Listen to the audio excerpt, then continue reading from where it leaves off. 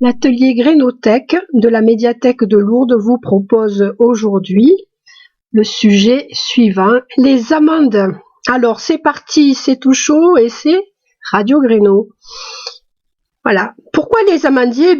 Pourquoi pas? J'en ai vu un en pleine forme dans le cimetière nord de Tarbes et je me suis souvenu qu'en effet, l'INRA, l'Institut national de recherche agronomique, avait travaillé il y a quelques décennies à créer des variétés pouvant être plantées dans le nord.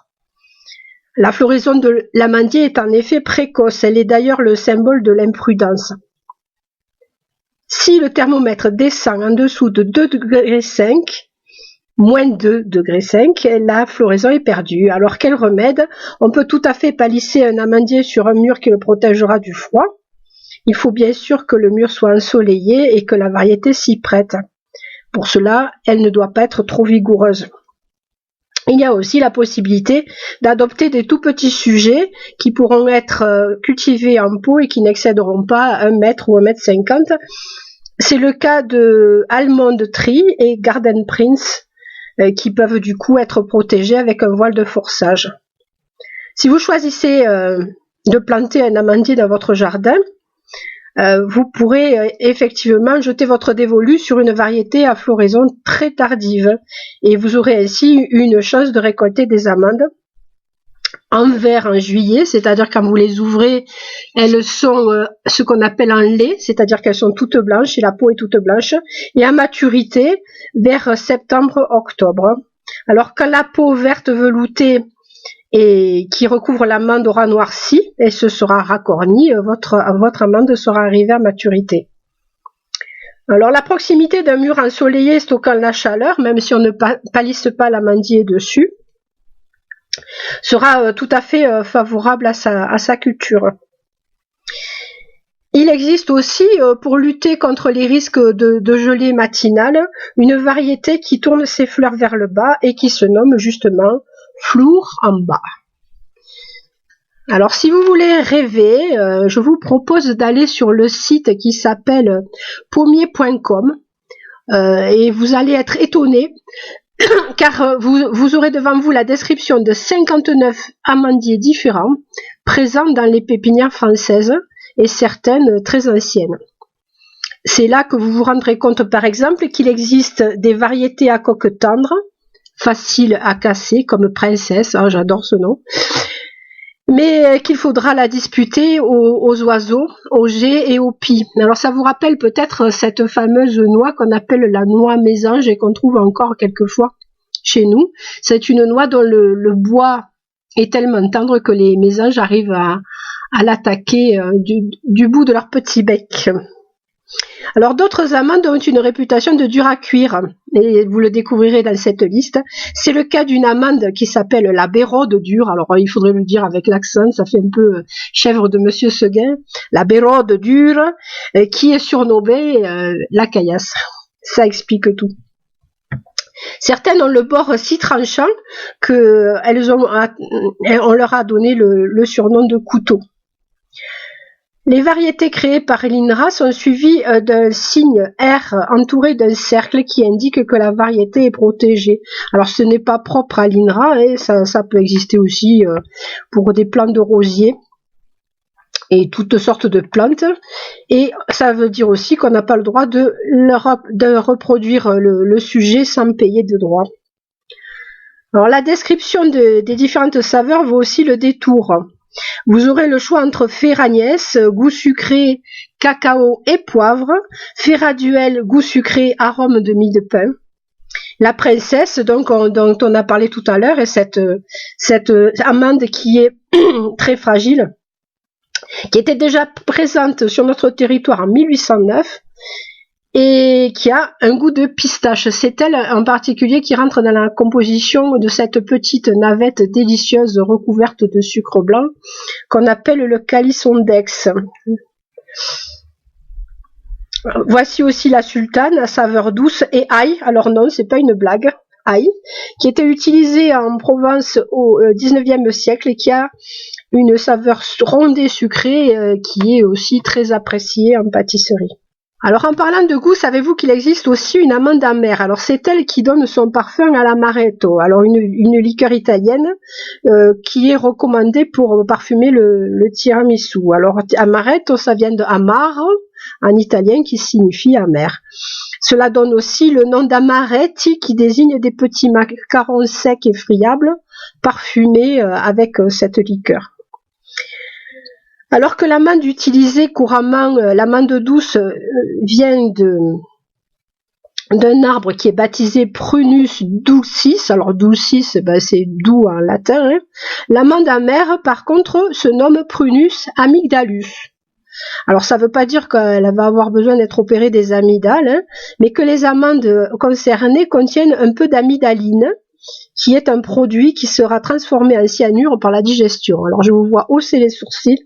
Rassurez-vous, les quantités sont petites, mais on a trouvé le moyen maintenant d'enlever complètement ces produits toxiques dans la fabrication des liqueurs. Alors l'amygdaline, on la trouve également dans les noyaux d'abricot, et comme ils sont bien moins chers que les amandes, ils remplacent souvent celles-ci dans la fabrication de la liqueur d'amaretto. C'est pour ça aussi, je ne sais pas si vous avez eu en main ces recettes de confiture anciennes où on cassait des noyaux d'abricot, alors cette fameuse confiture d'abricot avec des amandes dedans, hein, mais qui étaient des amandes d'abricot, et il était recommandé de ne pas en mettre plus d'un certain nombre par pot, et la sagesse populaire avait bien dû comprendre que ça pouvait être toxique à haute dose. Alors comme on vient de l'entendre, l'amandier fait partie de la famille des prunus.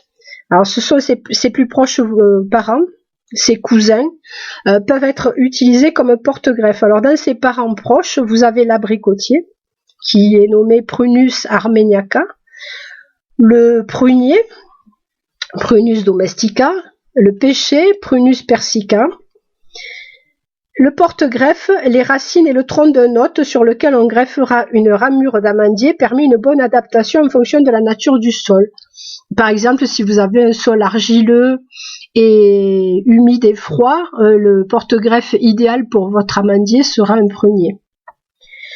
Alors chacun va proposer des qualités d'adaptation différentes. Donc sur un amandier greffé sur abricotier supportera bien les sols pauvres et caillouteux, comprenant un peu de calcaire. L'amandier greffé sur pêcher supportera les sols secs mais sans calcaire. Et on pourra aussi imaginer de greffer l'amandier sur un amandier franc, c'est-à-dire un amandier qui sera issu de semis. Et donc ça supportera aussi des sols assez pauvres, profonds toutefois, mais comprenant très peu de calcaire. Alors la floraison survient à un moment où il y a peu d'insectes, c'est souvent février-mars. C'est pour cela qu'ils seront souvent plantés dans des endroits où le vent souffle. La pollinisation se fera ainsi sur les ailes des éoles.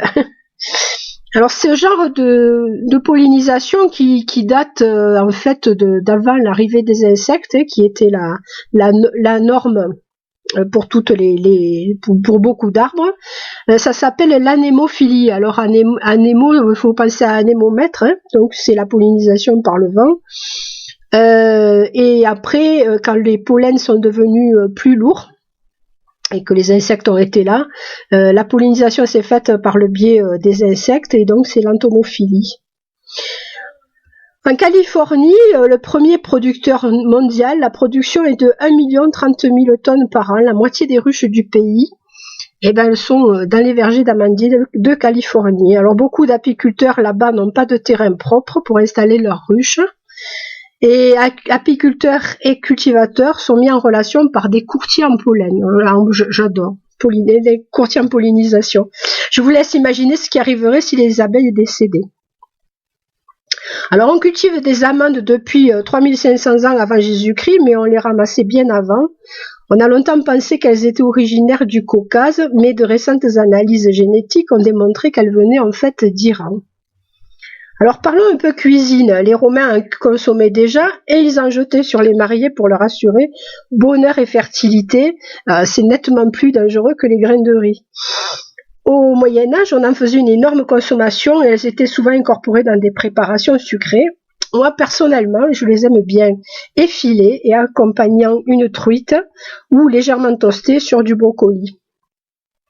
Alors, l'huile d'amande douce que l'on fait en pressant les amandes est plutôt d'un usage externe. Elle a des qualités hydratantes, anti-inflammatoires et cicatrisantes. Et elle rentre dans la composition d'un savon ancien dont je tairai le nom, il ne faut pas de pub. Mais si vous cherchez sur les étiquettes et que vous voyez Prunus amygdalus, eh ben, vous aurez trouvé. Si vous voulez faire pousser des amandes, attendez-vous à avoir un sujet légèrement épineux. Alors partez d'amandes que vous ferez tremper 24 heures dans un verre d'eau. Ensuite, vous allez éplucher la partie qui se trouve du côté du germe. Vous allez les laisser au chaud sur un disque en coton mouillé. Vous allez voir, la racine va apparaître très rapidement. Et pour que la plante puisse se développer définitivement, quand la racine sera apparue, il faudra éplucher le reste de l'amande. À ce moment-là, vous repiquerez votre amande dans un mélange de sable et de terreau de semis. Et quand quelques menues branches seront apparues, vous pourrez les placer dans un mélange de compost et d'argile. Alors, je vous souhaite bon courage pour toutes ces manipulations. Alors, comme je vous disais tout à l'heure, l'amande est très peu cultivée en France, ou au moins pas assez cultivée pour les besoins que nous avons. Et c'est comme ça que a été créée une compagnie des amandes. Alors, c'est un projet qui est assez intéressant et qui vaudra la peine d'être suivi.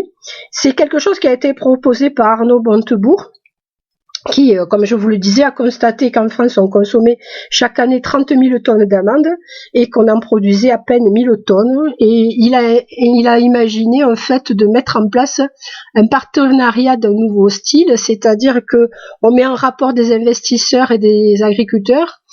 L'INRA apporte son aide technique et donc on relance la culture d'amandes autour du bassin méditerranéen, ce qui est assez intéressant puisqu'on sait que certains vergers de pêcher ont été dévastés par une maladie qui s'appelle le Charcas, si je me rappelle bien, et qui vient d'Europe de l'Est. Et donc ça permet de repartir sur un autre type de culture. Voilà, donc c'est une initiative intéressante. Voilà, vous savez tout sur l'amande. J'espère que vous aurez passé un bon moment en notre compagnie.